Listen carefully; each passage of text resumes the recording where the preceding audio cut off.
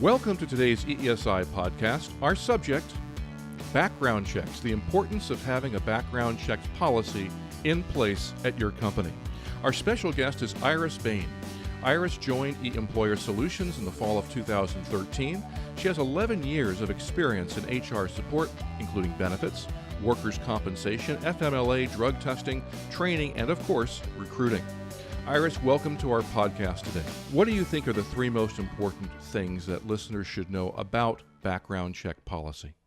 Definitely avoid negligent hiring, be consistent with your policies across the board, and follow EEOC's guidance when reviewing the findings on a background check. Let's walk through those 3 points. Start with avoid negligent hiring. Negligent hiring is you as an employer doing your due diligence to provide a safe workplace for employees. Doing the pre-employment process, including a background check, is certainly something that you need to do beforehand. It's important to consider your safety, sensitive positions. A good example of that is, do they have access to children, access to IT systems, financial resources? Depending on your industry, do they have pharmaceuticals or controlled substances that they may be within reach? Certainly, doing your due diligence as an employer is important. Why is it important for companies to have a policy in place?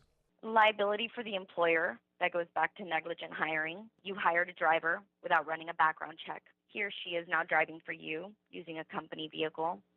If you had processed a background check before hiring the individual, you would have been notified that he or she may have had a current DWI charge, in which resulted in a temporary suspension of a license. One case that really sticks with me that I'd like to share with you, it's the case of where the plaintiff was injured when her vehicle was hit by a car.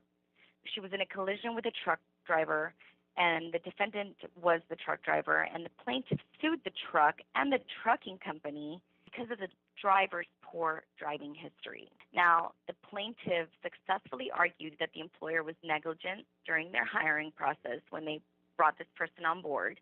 A jury subsequently awarded the plaintiff $23 million. The reason for that is, had they done a background check up front, they would have known that this employee had a poor driving record. So avoid negligent hiring. To be consistent across the board, meaning that I would assume that everyone gets the same type of background check. You don't pick and choose. Is that correct? Being consistent with these policies across the board is something that I reiterate to all of my clients. We can't pick and choose who we're going to be running background checks on. You want to be consistent. You need to be able to give your applicants a written guidance. And you'd be surprised how many times I get asked, hey, I have a person in mind I'd like to hire, but I'm not sure about, I heard they may have a sketchy past. Can I just run a background check before we move forward? No, absolutely not. And I actually get asked that question a lot. They don't have a policy in place, or they just want to run a background check on someone that they may or may not want to have extended an offer to. So the answer is no, for a couple of different reasons. When you extend a job offer, then at that point is when you can allow this person to say, we're going to go ahead and move forward with a background check. That person has to give us authorization, a signed consent form that says, I give you permission to run a background check on me. Electronic or via signature, but as long as we have that applicant's disclosure allowing us to move forward, that is the only way that we're going to be able to move forward to keep you compliant, to keep us compliant, and to avoid any negligence on our part.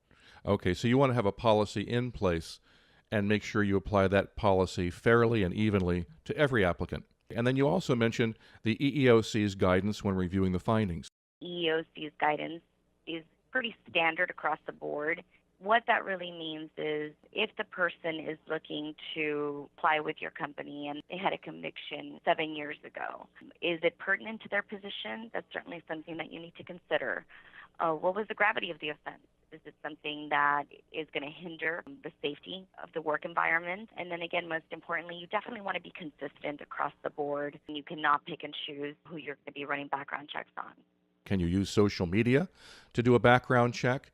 So here is my guidance on that. We have the internet at our fingertips, and we're able to do searches on pretty much anything. And, we can look at people's Facebook We can just Google. We can look at these websites that offer a background check for, a couple dollars or cents. I would definitely say stay away from those, and for a couple different reasons. I would say partner with a credible company. The reason for that is, yes, if you go through Google search, it's going to save you money. However, that is most likely not going to be the most up-to-date information, although everything is public records.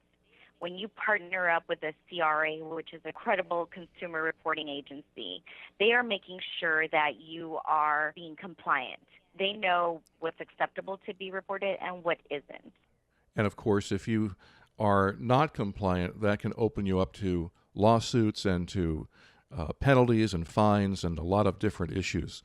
So you're talking about the importance of being compliant and working with a reputable company, and you're not going to find that with Google search. Absolutely. And you have created something for us. It's a background check best practices. It's a helpful guide for employers that you have put together, eESI has put together for individuals. Tell us about the background check guide. The guide is a great tool to be able to look at a glance that kind of shows you if you are currently working on a policy or perhaps thinking of partnering with one of these CRAs that I mentioned. These best practices are what's going to keep you out of legal trouble. Well, Iris, thank you very much. A lot of great advice and recommendations based on your many years of experience dealing with recruiting and background checks and the like for companies.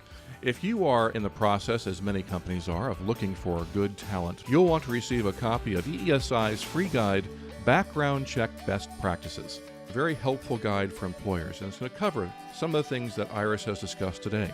The importance of written notice, the importance of being consistent, pre-adverse action letter, reviewing and disputing, confidentiality, the importance of it in all background checks. A lot of good information. It's a single page. It's put together to help you move through this process successfully and to help you avoid both legal and financial issues in the future. For your free copy of this eESI Background Screening Best Practices Guide, simply email hr@eesipeo.com. That's hr@eesipeo.com, or call eESI and ask for an HR coordinator. And the phone number is 210-495-1171, 210-495-1171. They'll be able to help you obtain your free copy of this very helpful guide to background screening. Thank you for listening to today's podcast. It's all part of our goal at eESI to help you simplify business.